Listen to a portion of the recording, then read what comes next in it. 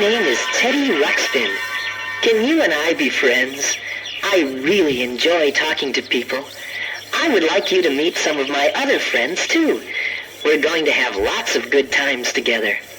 Now, listen to this sound. That sound reminds you to open the book to page 1.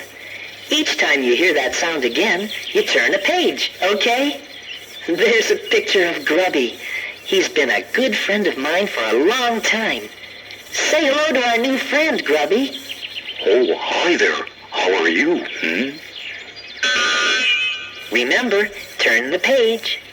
Hey, Grubby, do you remember this song? Yeah, I sure do. Your friend is what I'd like to be. Your friend, 'cause I like you. Do you like me? My friend, I'd like for you to be. My friend, nice to you, nice to me. Friendship is a lovely word. It makes a lovely sound. Friends are people that you like and like to be around. Your friend is what I'd like to be. Your friend, 'cause I like you. Do you like me? Of course, Grubby. I'd like for you to be my friend. That's you, my friend. I'm nice to you. You're nice to me. With the people that you know, might have things to do. Friends are there to lend a hand when there are things that you must do. That's what friends are for. Your friend. Here's what I'd like to be. Your friend. 'Cause I like you. Do you like me?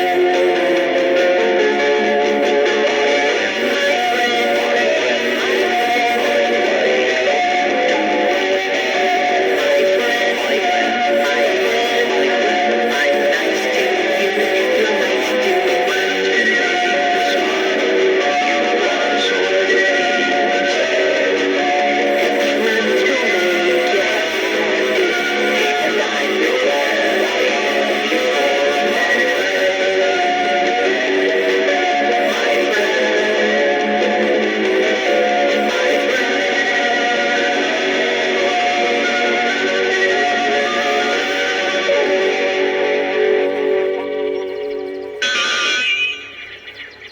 Grubby and I had always wanted to go in search of new and wonderful things.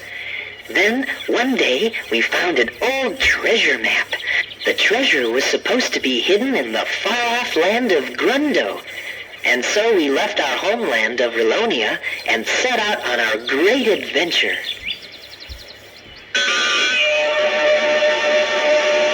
Let's go to far-off places and search for treasures bright.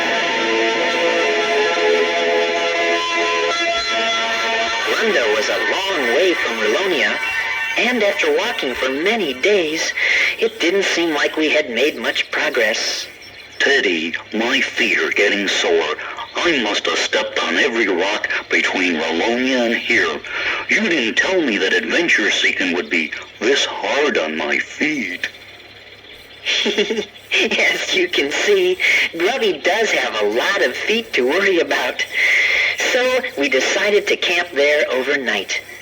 The next morning, Grubby's feet were better, and we continued on our journey. That was the day we met Newton Gimmick. Oh, hello there. My name is Newton Gimmick, but everyone just calls me Gimmick. I'm an inventor. Oh, yes, indeed. We discovered that Gimmick is a marvelous inventor. Oh, I think marvelous inventor might be exaggerating. It would probably be sufficient to say, wonderful invention. We also discovered that Gimmick is modest. We told Gimmick that we were on a journey to find a treasure. He said that one of his latest inventions might be very useful to us. Grubby and I were very interested, so we went to Gimmick's house to see just what this new invention was. Yes, here it is. I call it an airship.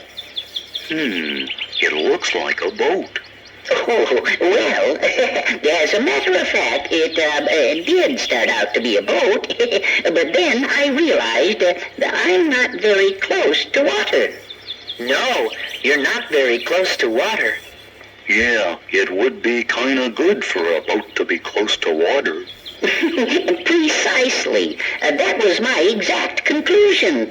But then the idea hit me. If a boat could float on water, it could also float on air. If the air is hot, that is. Gimmick explained that by pumping hot air into a giant airbag under the ship, the hot air would rise and cause the ship to lift off the ground. It sounded logical, but somehow something didn't seem quite right. Teddy, something doesn't seem quite right. As the airbag filled with hot air, the ship began to lift off the ground. Hey, Teddy, it's working. Yes, just as I expected. Make sure all the tether lines are tight. Everyone, get aboard. The ship lifted off the ground, and Gimmick was delighted with his new invention. But somehow something still didn't seem quite right. Do you know what it was? Teddy, something still doesn't seem quite right. And I think I know what it is. Hey, we're tipping over. Watch out, Grubby!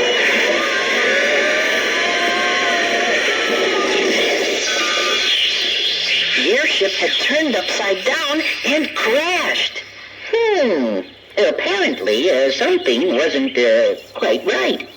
Oh, really? Maybe it was the hot airbag trying to get out from under the ship? Yes, Grubby. That may be it. What Grubby said was correct. By any chance, did you expect what would happen?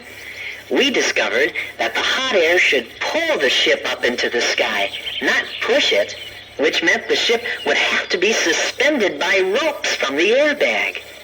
Indeed, Teddy. And once we had done that, everything was all right. Well, almost all right anyway. You see, we could make the ship go up and down okay, but we couldn't steer it very well. In fact, we got stuck in a tree. Suddenly, we heard a tiny voice. Just what are you doing in my tree? Who said that? I said that, and I'll say it again. Just what are you doing in my tree? We discovered that the voice was coming from a tiny flying lady. Hey, would you look at that? What is it? I'm a wood sprite. No, there is no such thing as a wood sprite. Oh, no?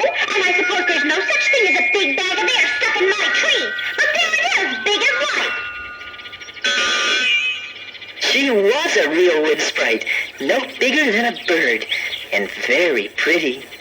Well, how about having this Oh. Do you really think I'm pretty? Oh, yes, I certainly do. Oh, aren't you sweet? And who are you? Well, I'm Teddy Ruxpin, and this is Grubby, and this is Newton Gimmick. How do you do? How do you do? How do you do? My name is Leota. I'm pleased to meet you, and I'm sorry if we damaged your tree. Oh, that's all right. Is there anything I can do to help? Well, I'm not sure. You do understand the simple basics of